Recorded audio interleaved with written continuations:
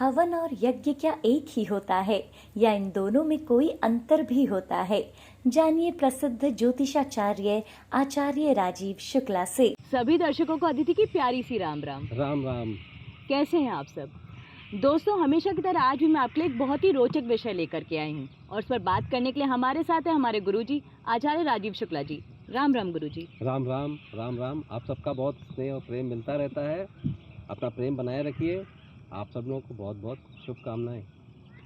दोस्तों, आज हम चर्चा करने जा रहे हैं एक ऐसे विषय पर जो संबंध रखता है धर्म और कर्म से। लगभग सभी हिंदू धर्म से जुड़े लोग धार्मिक अनुष्ठानों के बारे में जानते होंगे और उन्होंने देखा भी होगा कि घर में और मंदिर में जिस तरह से हवन और यज्ञ होते हुए। तो चर्चा भी आज हम इसी पर करने जा रहे हैं। तो गुरुजी, हवन और यज्ञ एक ही होता है या इसमें कोई अंतर होता है? वैदिक कर्म कांड और इसके जो कई एक अवयव हैं, उसमें कई जगह अलग अलग संदर्भों में उल्लेख आया है हवन और यज्ञ का। तो इसका मतलब सबसे पहले ये है कि यज्ञ एक अलग प्रक्रिया हुई और हवन एक अलग प्रक्रिया हुई।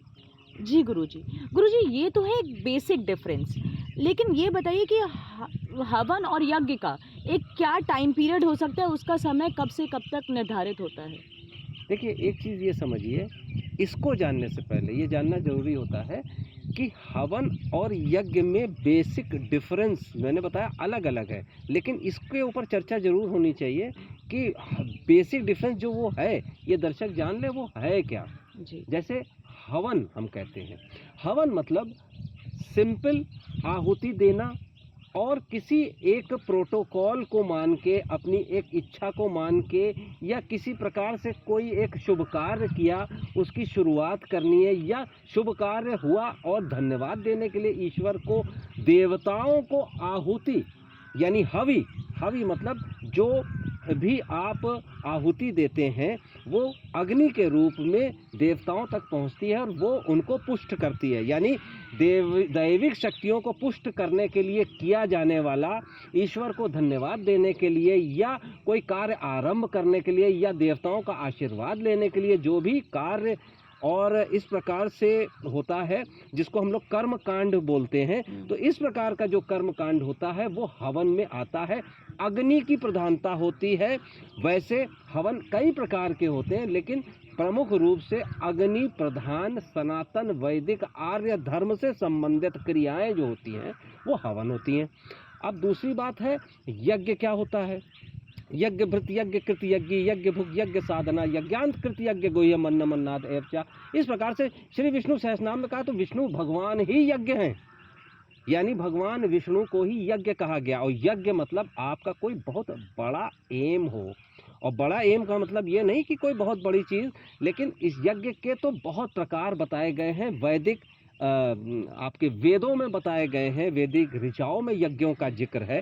अलग अलग प्रकार के यज्ञ होते हैं और अलग अलग मोटिवेशन होता है अलग अलग कार्यों को करने का। तो यज्ञ का मतलब ये होता है कि आप केवल देवताओं की प्रसन्नता के लिए ही नहीं, उससे बहुत और आगे जाके इस प्रकार का कर्मकांड, और यज्ञ जो है वो बड़ा बृहद कर्मकांड होता है। काफ़ी दिन, कई दिन चलने वाला भी होता है। उसके कई एक स्टेप्स होते हैं। हवन के स्टेप्स 2 ही 4 होते हैं, 5 होते हैं, मैक्सिमम 16 होते हैं, लेकिन यज्ञ के अनलिमिटेड स्टेप्स होते हैं। उस हिसाब से किया जाने वाला एक सुपर ऑर्डिनेट आपको गोल बनाना होता है कि हमें क्यों करना है ये यज्ञ, और उसके साथ बहुत सारे स्टेप्स होते हैं।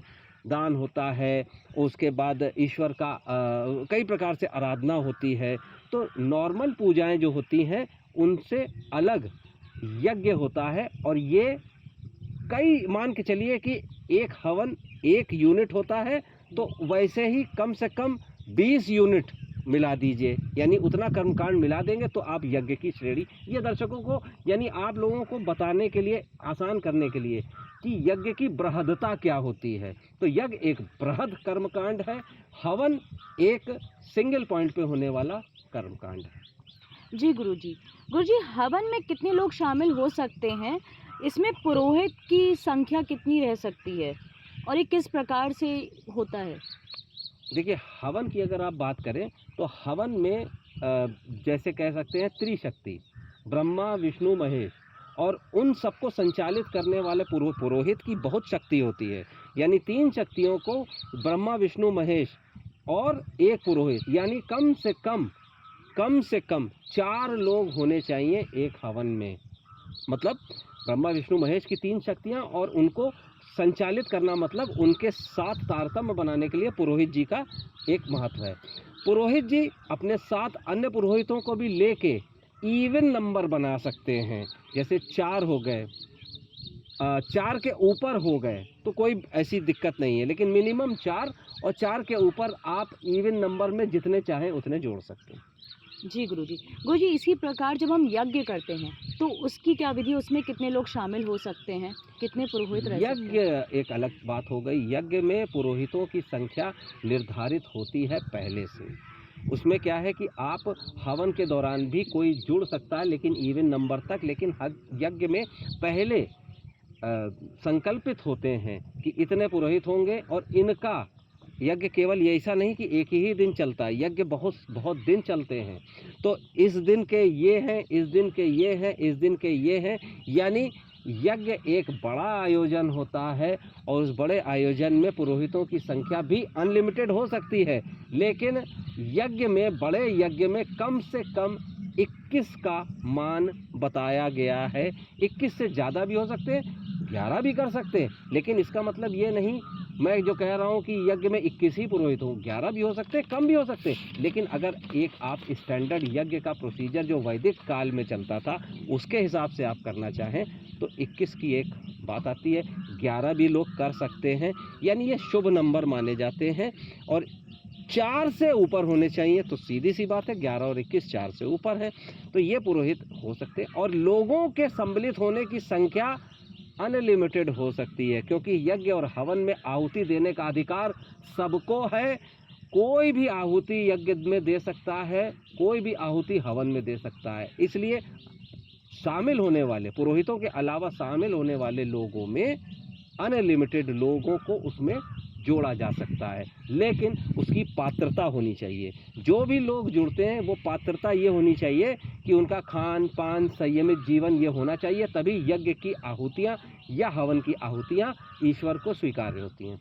जी गुरुजी। तो फ्रेंड्स, आज के लिए बस इतना ही। राम राम गुरुजी। राम।